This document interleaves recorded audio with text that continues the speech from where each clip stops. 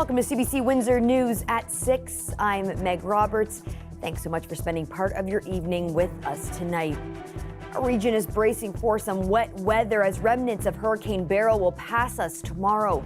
Plus, as the city agrees to install more electric vehicle chargers downtown, they're also deciding on a potential fee. And Caesars Windsor is cutting back on in-person sports betting due to what they're calling guest preferences.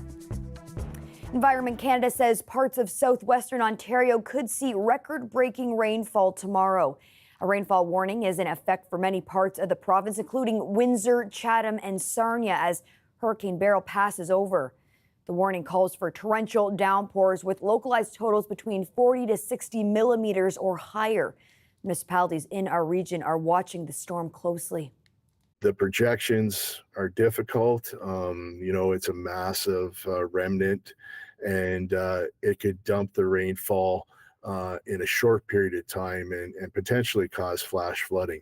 We're not sure exactly how it's going to go, but this has been a trend, as you know, over the past decade with particular storms that hit our area and 100-year floods that we had in 2016-17, and also last year in 2023 for Harrow, Colchester, Kingsville area. Colette, I understand it's still kind of hard to predict what we could be in for tomorrow, but what's the latest information you have for us? Yeah, for sure. And just kind of tying into what we're just hearing there is the amount of rain in a short period of time. So the overall amount of rain, it's not like we haven't seen it. It might be record-breaking, but the record tomorrow is down around 50 millimeters. I mean, that's not great, Meg. But let me just go ahead and kind of take you down to the graphics and tell you what I'm talking about. It's just that in an hour or two, there may be a couple of those hours where most of that rain falls, so that the rainfall rate is up there around 15, 20 millimeters per hour. And that time zone I'm seeing is likely going to be after midnight, well after midnight for southwestern Ontario, more towards 2, say even 3 a.m. to about 5 a.m. where some of the heaviest may fall. It doesn't mean that's going to be the end of it, so don't misunderstand me there, but where that rainfall rate might really be up there. And then with embedded thunderstorms, that's where we locally can see more of that rainfall as well. So your warning in place throughout the area, and some areas, yes, it may be as much as perhaps 60 millimeters and then some, but that's not going to be for everyone. We know we've got the heat in place. It's interesting because this is the remnants of a hurricane, tropical features to it, but actually the amount of rain is going to bring our temperatures down, and we're going to be seeing things cooling off. Our humidex values right now in the mid-30s, a little bit of light precipitation just trying to make its way in, very spotty in nature here, Windsor towards Lakeshore, Essex, and Amherstburg, but we'll see this intensifying. So we've got a couple of things happening. There's actually a frontal boundary, a frontal system that's moving through, and then we get the remnants of Beryl kind of pushing towards us. The jet stream has really scooped this up, and it's bringing it right along a direct line essentially to the lower Great Lakes. So a broader perspective kind of taking you out to see more of that moisture, and now let's work our way back in with how it's going to be impacting us. So through the overnight hours, it's not till we get till probably after about 2, 3 a.m. I've stopped it here at 2 a.m. We're seeing things intensifying, and then that pushes through in a wave, and then behind it there can still be pockets with heavy downpours, again because of either thunderstorms or the remnants of some of the thunderstorms encapsulated in this system. It's not over with even into the afternoon, but likely that we're seeing less and less in terms of that intensity. Now, as the winds shift towards the east and we get that kind of flow coming across Lake Erie, areas that are prone to flooding there along the lakeshore. So you've got moisture coming in plus that wind pushing across the lake back towards the shore. Could see some issues then through this region here. Otherwise, we're looking at 40 to 50 millimeters of rain. It looks like some of the targets, at least with this model, want to push those a little bit further east where they're upwards towards 75 millimeters of rain overnight tonight. Just be aware if you're a shift worker, you have to be out on those roadways. It really could be a little bit tricky, but even for most folks tomorrow morning, the commute is likely to be a slower one, Meg. You know, I'm just feeling for people, Colette, who are in those flooding-prone areas, and I know there's a lot of anxiety here in Windsor, Essex region, as we have seen lots of flooding in the past. So everyone just needs to stay calm and hold on, I guess. Yeah, watching this carefully. Yep. Yeah, thanks so much for that, Colette. You're welcome. Charging an electric vehicle in city lots is free, but that soon may be changing. The city approved a plan yesterday to install EV charging stations in several riverfront parking areas. In the same report, it says it's looking for a fee model for its existing chargers. CBC's Jacob Barker has more. While the flow chargers sit empty in this South Windsor parking lot, power is flowing through the Tesla superchargers. The idea of any additional charging infrastructure in the city is a welcome one here. The more chargers, the better. Even I can use that charger there if I have my adapter with me. The city of Windsor wants to know more about how to build out charging infrastructure in the city, so it's begun a one-year pilot with Flow Incorporated and TELUS in part to learn. The purpose of the pilot is to gather information to better understand the marketplace. I think that there is definitely room for the City of Windsor to have charging capacity and its own charging capacity that's fully administered by the city. There's also, I think, increasingly going to be opportunities in the private market for that industry to grow. 3 new charging stations are going in at locations along the riverfront, creating 6 new spots for cars to charge up. The city is leasing the spots out for free, but it won't have to pay for the equipment, the operation of it, or the upkeep. Flow TELUS would set the rates and collect the proceeds. They won't be free to use, but they'll be in places where we think people will find it very handy to use them. It's a model the city will be examining closely as it weighs how to move forward with its existing charging stations. Right now, there are 11 of these electric vehicle charging stations installed on city lots around the city, and all you have to pay for is the parking spot that you're parking in, not the electricity that you use. That's free, but that could soon change.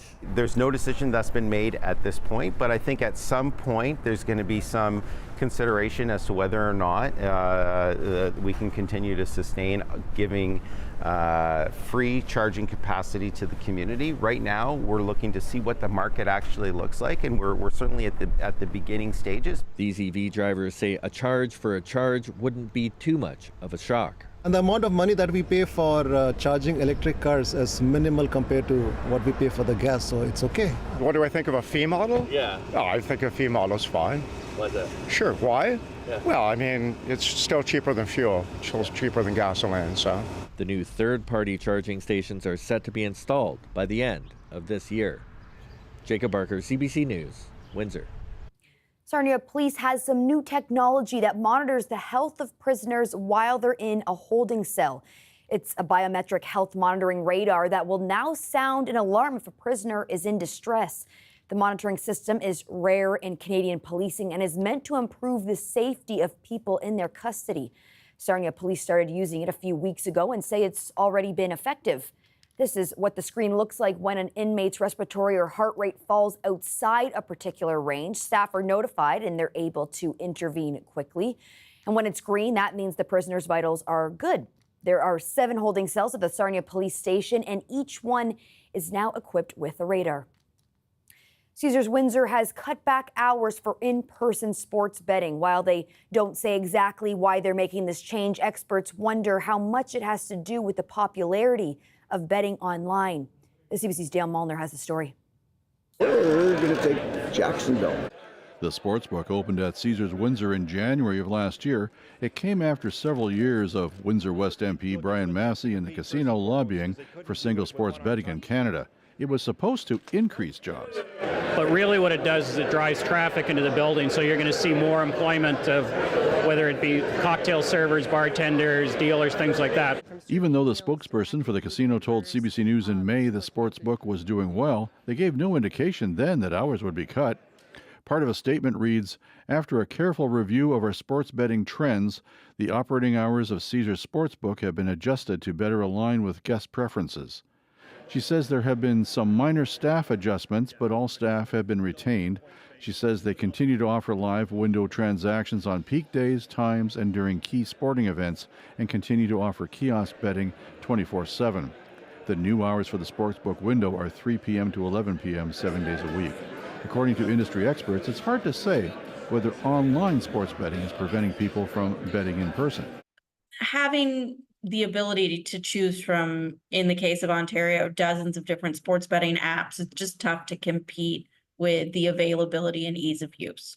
Sports betting journalist Greg Warren says it's tough to lay the blame at the feet of online gambling because the casinos don't break down how much they bring in at sportsbooks from their overall revenue, and there's no indication the popularity of sportsbooks is waning in the industry. Across a lot of the American jurisdictions that have iGaming and sports betting along with land-based casinos and sports books, they find that internet gambling and brick-and-mortar gambling revenue, they grow alongside each other and actually complement each other. He guesses one of the reasons the sports book is reducing hours is that gamblers are using kiosks instead.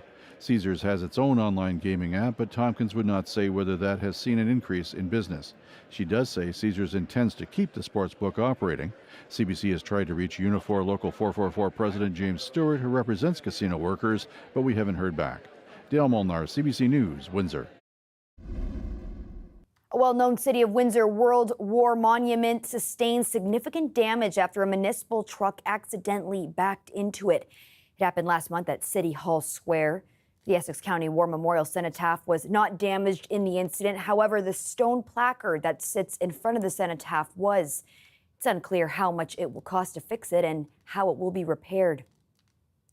We are now into day 5 of the LCBO strike. Today, the Liquor Control Board scrapped its plan to temporarily reopen 5 stores tomorrow to supply wholesale customers. Queen's Park reporter Lorenda Redicop has the latest on this ongoing labor fight. Hey! These workers targeted a distribution center in Mississauga. The LCBO had planned to open 5 of these sites to supply bars and restaurants, but reversed that due to the threat of pickets. You know, we don't want to be privatized. We're here to fight for more full-time jobs, our health care. Bars and restaurants can order online, though amounts will be limited. Today, Ontario's finance minister sent an open letter to the head of the LCBO.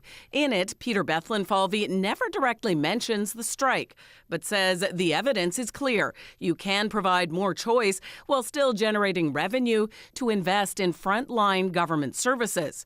He also talks about those with a more short-sighted view that opposes change. Central to this dispute is the government's plan to sell booze in convenience stores. The union fears LCBO stores will close and jobs will be lost. The union president's reaction to the letter? It's awfully short on details and awfully long on weasel words. There is nothing in there that actually guarantees a single job or what the future of the LCBO looks like.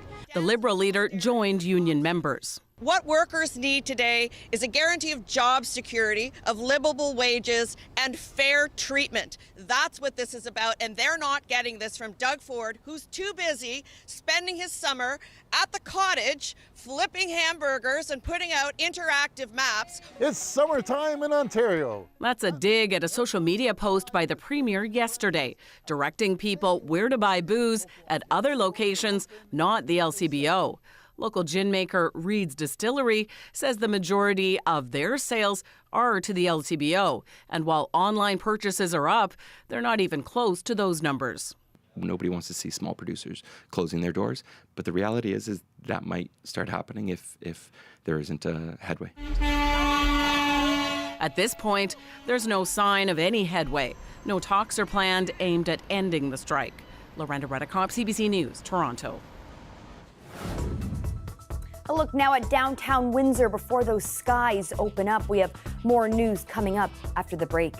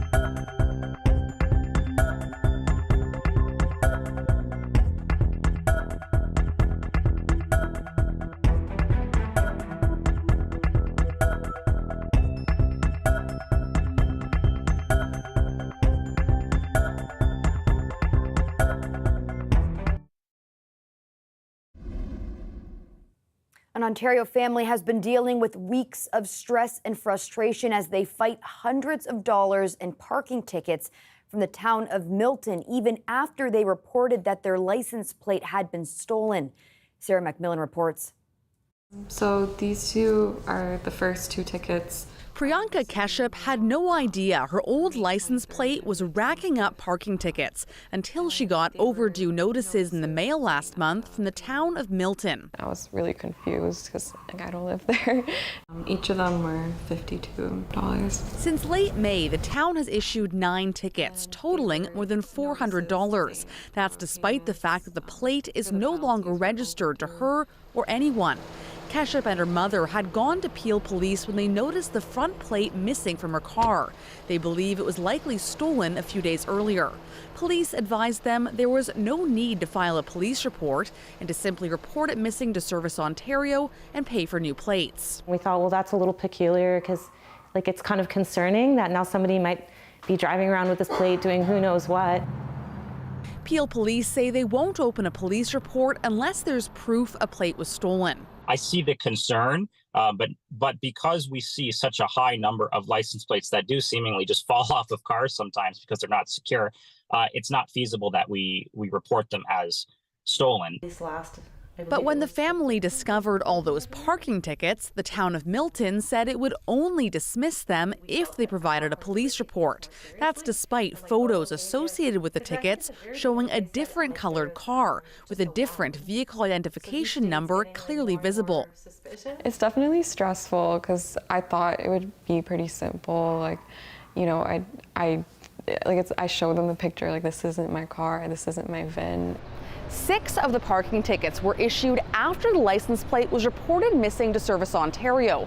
A spokesperson for the town of Milton said its bylaw officers don't have access to registration and ownership information when writing tickets, and that only administrative staff have access to that information, which they use when sending overdue notices. The town said it wouldn't comment on specific cases and didn't explain why overdue notices were issued even after the plate was reported missing. Yeah, it has no front plate. After discovering the parking tickets 4 weeks ago, the family returned to Peel Police. They say after a back and forth with police and the town, they were finally allowed to file a police report with the parking tickets as evidence. If you bring that information to us, we will absolutely file a police report. Constable Beryl with Peel Police agrees the process the family had to go through was inefficient. In this circumstance, it just seems like, unfortunately, there's not enough.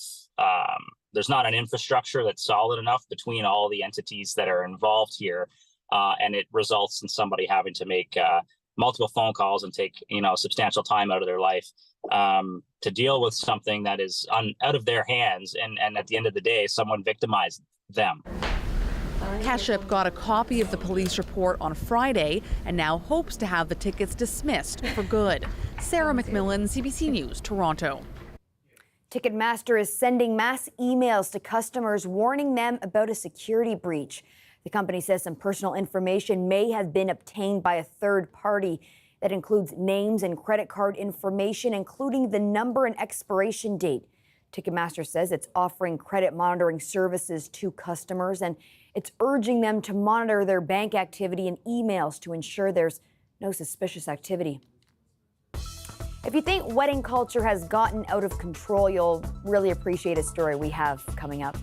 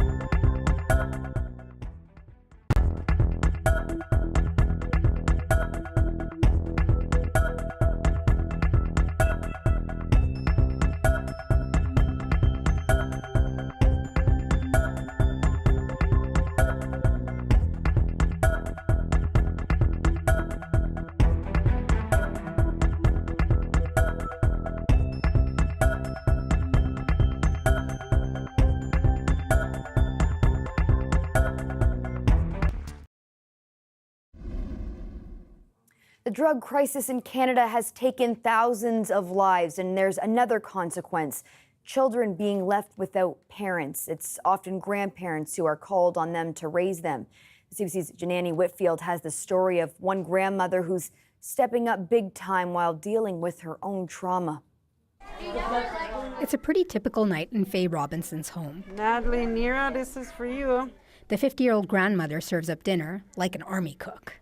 She's helping to raise 14 grandchildren. I started out with these 3 and this one, and then one granddaughter at 5. Next thing you know, bang, ended up getting 3 more. Well, actually 4 more. I ended up getting 3 more, and then bang, another 4 more. Robinson has stepped up to care for her grandchildren. Is Michaela gonna eat, my girl? Because her 5 adult children have all struggled with drug addiction. Last year, 2 of her sons died. One from heart complications brought on by drug abuse. The other was shot and killed. 2 of Robinson's adult daughters have moved home with their children. Hey! Hey! It's a long-standing tradition in Indigenous culture for grandparents to adopt or care for grandchildren. But the stress is, it's not the same situation as it was 25 years ago. This First Nations social worker says crystal meth and fentanyl are consuming a generation of parents and putting this older generation under considerable strain. It's much harder for those grandparents to be taking care of their grandchildren and also have to then be there to support a child who is addicted to crystal meth or fentanyl or whatever drugs. Happy birthday to you! Robinson is dealing with her own childhood trauma and now the grief from losing 2 sons. She says many grandparents struggle to care for their grandchildren in the midst of so much pain. But they do the best they can. And that's the same thing with us. We do the same thing, try to do the best we can to move on with our lives, and we know that they need us, the grandchildren need us. Over here. And she hopes her love keeps those grandkids safe and gives them hope for a better future. You're not getting another cake, no. Janani Whitfield, CBC News, Saskatoon. New government research out today looks at how climate change influenced a recent heat wave in Quebec, Ontario, and Atlantic Canada. It's the first time Ottawa is doing this kind of quick turnaround analysis, and it's an effort to keep climate change top of mind during extreme heat events. CBC's Anand Ram has more. In BC's lower mainland, the air is thick, a heat dome trapping smog and spiking temperatures, pushing people to find ways to cool down.